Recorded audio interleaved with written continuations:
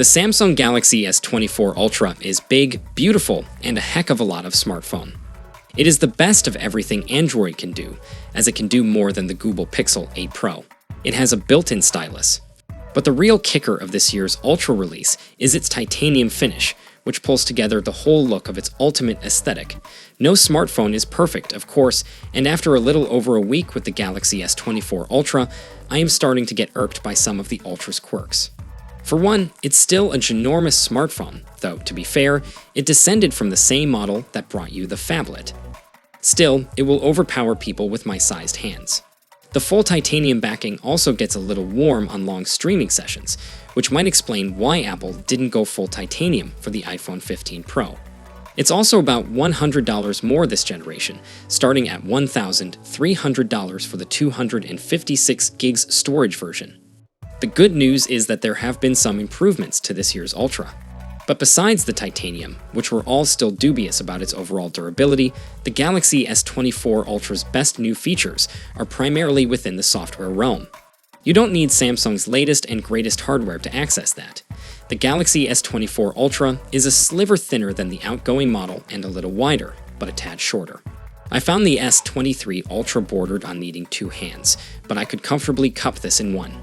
That's partly down to Samsung keeping the sides slightly rounded, instead of flattening them out like it did for the Galaxy S24 and S24 Plus. This is still a substantial handset though. A 6.8-inch screen isn't much larger than some rivals, yet this feels more imposing than any other non-folding phone. And that's before you stick a case on it. Samsung's decision to ditch the curved edge glass feels more of a flex as a result. You want to use our fantastic new flagship. Ready your palm and pocket and wallet. It's an imposition, and it's worth it.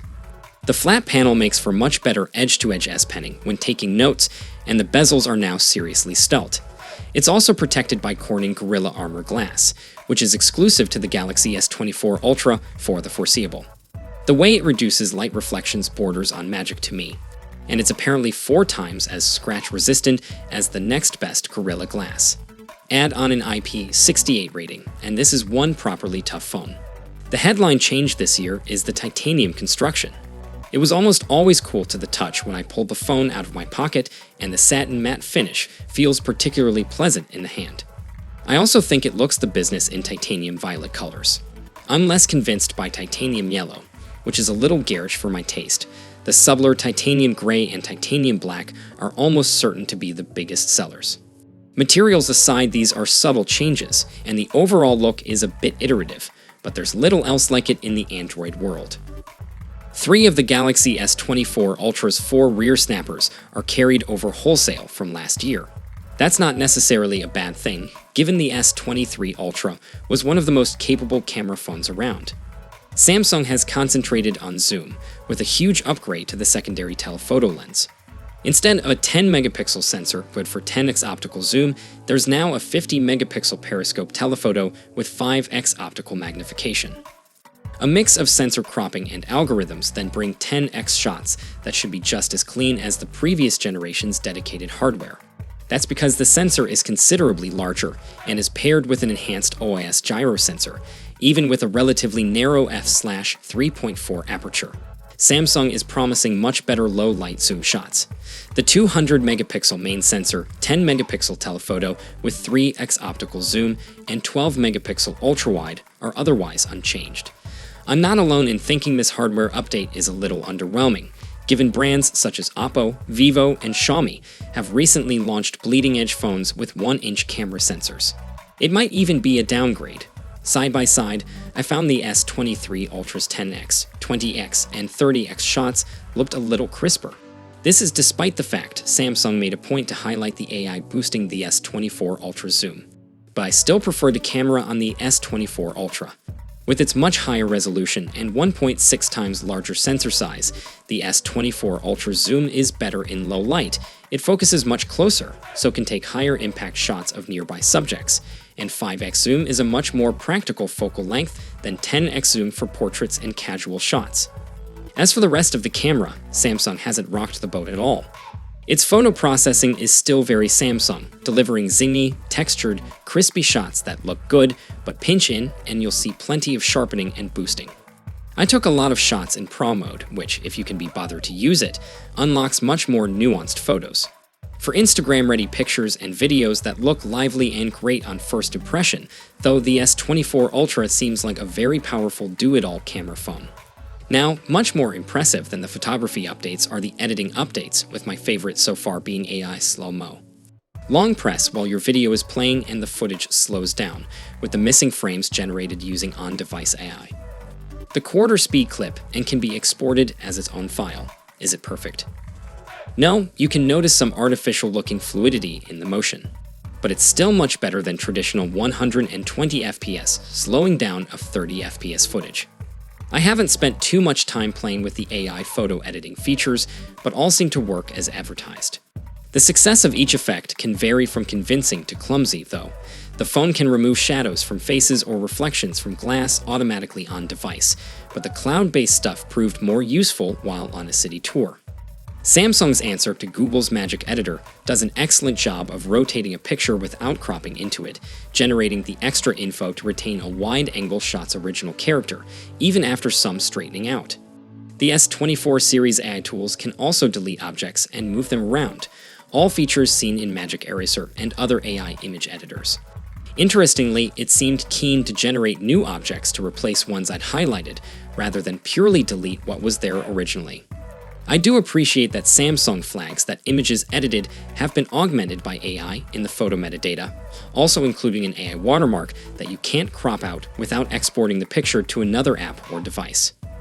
Now Samsung is making a big deal about Galaxy I, its mix of on-device and cloud-based artificial intelligence baked into all three Galaxy S24 models.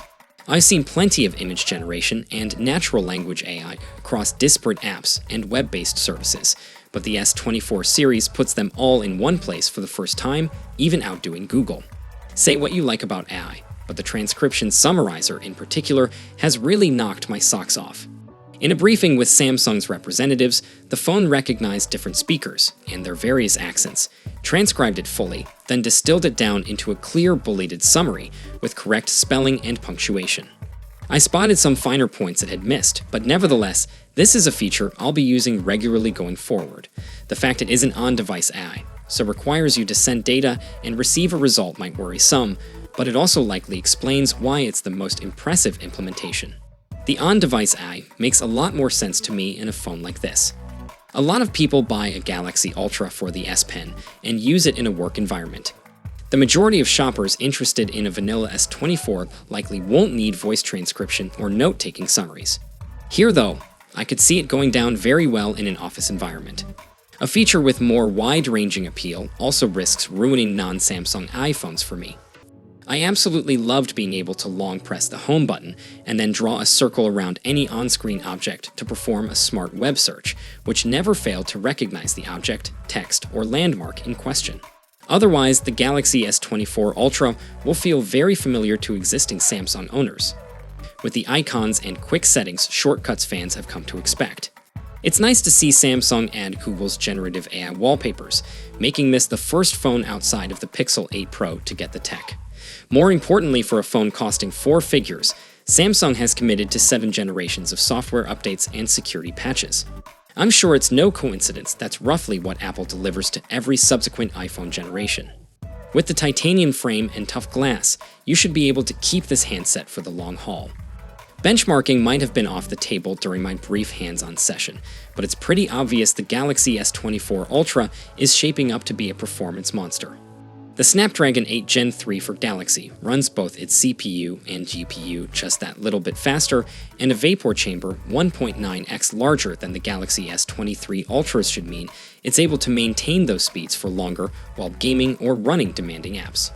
It certainly felt blisteringly quick when I tried rapid multitasking between several apps at once, and it'll even manage ray tracing effects in supported games. 12 gigs of RAM is par for the course now. I've seen foldable rivals with a hopping 24 gigs, but Samsung knows how to optimize the underlying Android OS. I was able to swap between several apps without them reloading into memory first. The familiar choice of 256, 512, and 1 terabyte of storage returns too. Based purely on price, I think 512 gigs is the sweet spot this year. The Snapdragon 8 Gen 3 is in theory more efficient too. You'll need to bring your own power brick, of course, because Samsung doesn't bundle one in the box anymore. The phone can manage 45 watts, which is decent, but a long way short of the fastest charging phones coming out of China. Ever since it absorbed the Galaxy Note S Pen abilities, the Ultra has been Samsung's do-it-all flagship. Not everyone needs its productivity-centric skills, but those that do swear by them. The Galaxy S24 Ultra looks to be more of the same, only elevated to even more premium status thanks to the switch to titanium. It's still early days, but if you have an S23 Ultra, I think there's very little need to upgrade this year.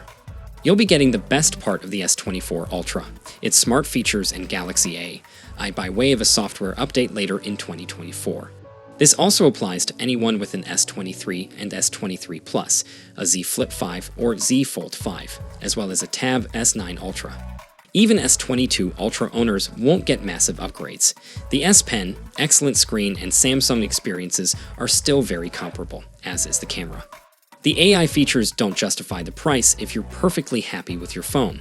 That said, anyone noticing any slowdown, especially when gaming, will appreciate the new Snapdragon CPU. If performance is a priority, then it could be time to splurge. So, how do you like these new devices from Samsung? If you already have one, then share your experience down below, and I'll see you guys in the next one. See you for the next time. Peace out.